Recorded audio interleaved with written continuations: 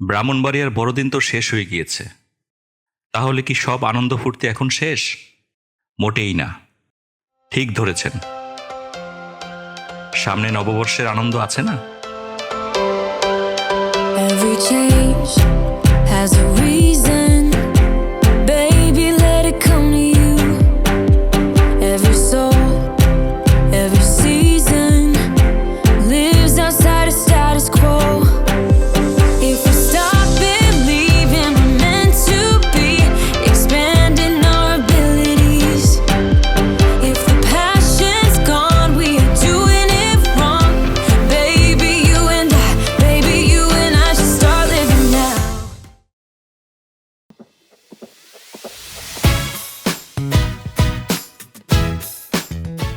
আমাদের ব্রাহ্মণবাড়িয়াতে বড়দিনে যেমন আনন্দ হয়, নববর্ষেও তেমনি আনন্দ ফুর্তি হয়। সাধারণত 26শে ডিসেম্বর থেকে এই মণ্ডলীতে তিনটি খেলাধুলার আয়োজন করা হয়ে থাকে। এর মধ্যে একটি ব্যাডমিন্টন টুর্নামেন্ট এবং 2টি একদিনের ফুটবল ম্যাচ।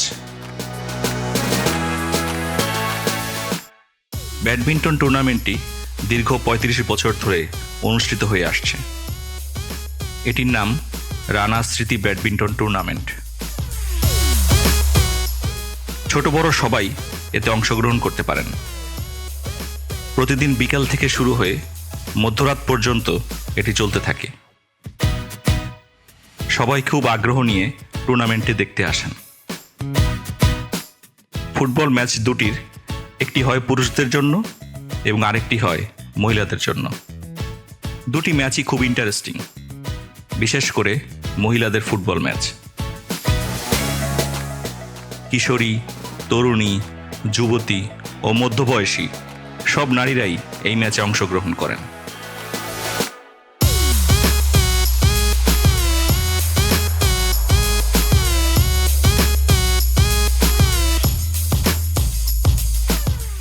ম্যাচে যারা বিজয়ী হন এবং যারা হেরে যান সবার জন্যই পুরস্কারের ব্যবস্থা থাকে।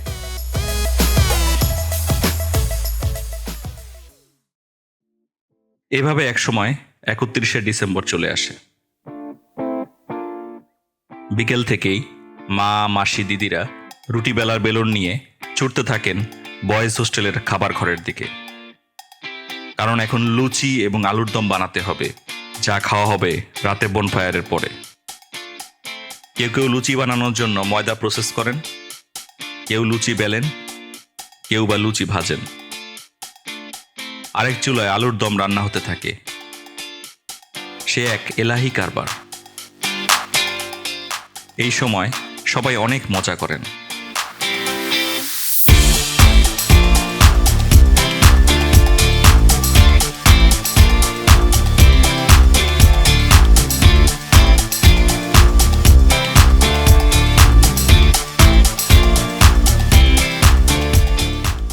এক সময় 31st নাইট প্রেয়ারের সময় হয়ে আসে। সবাই কাজকর্ম, খাওয়া দাওয়া সেরে জড়ো হতে থাকেন গির্জাঘরে। গির্জাঘরের ফাঁকা মেঝে যখন মোমবাতি জ্বালানো হয় তখন একটি সুন্দর পরিবেশ তৈরি হয়ে যায়।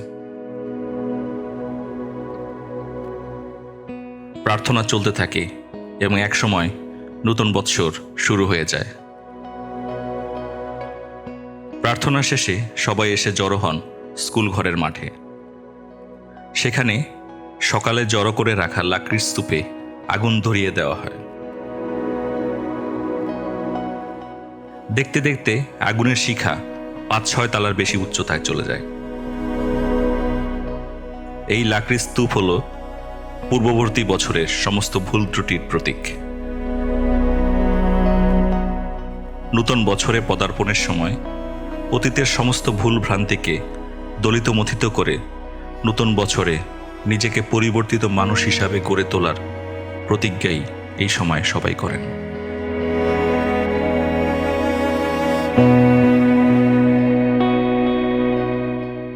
যিশুর নামে মহানন্দে কর সংকীর্তন। এই কীর্তন গানের তালে তালে মেতে ওঠেন সবাই। কেউ কেউ বাজি ফুটিয়ে আনন্দ করেন। একসময় আগুনের তেজ নিভু নিভু হয়ে আসে। সবাই ক্লান্ত হয়ে লুচি এবং আলুর দম খেয়ে যে যার বাসায় ফিরে যান।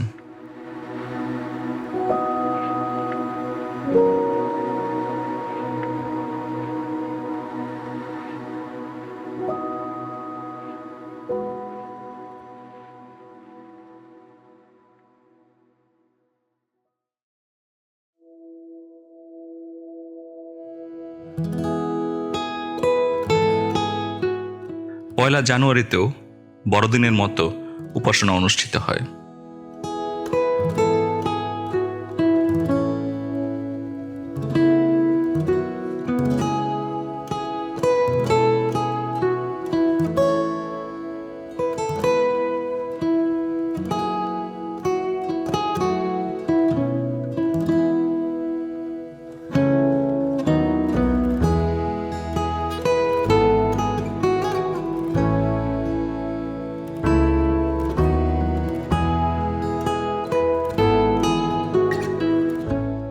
এই দিন কোনো প্রীতিভোজ হয় না, তবে বিকেলবেলায় স্কুলের মাঠে খেলাধুলার আয়োজন হয়ে থাকে।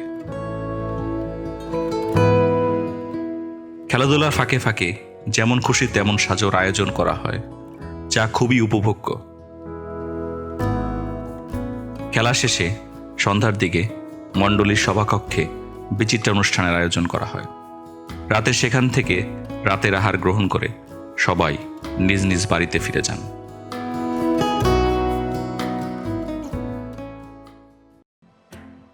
2রা জানুয়ারিতে অনুষ্ঠিত হয় ব্রাহ্মণবাড়িয়া ব্যাপটিস্ট চার্চের ঐতিহ্যবাহী নববর্ষের picnic. I don't wanna waste my time. এই পিকনিকের খাবারের মূল মেনুতে থাকে আলু ভর্তা, শুটকি ভর্তা ও ঘন ডাল।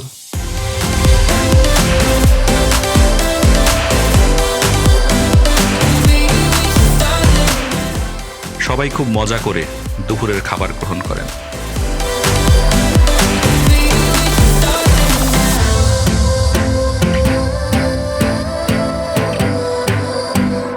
Baby, we should start living now.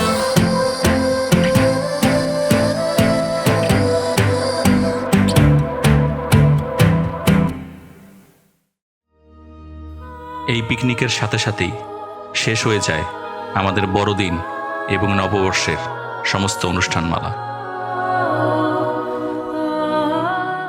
তখন সবার মনই একটু না একটু খারাপ হয়ে যায়।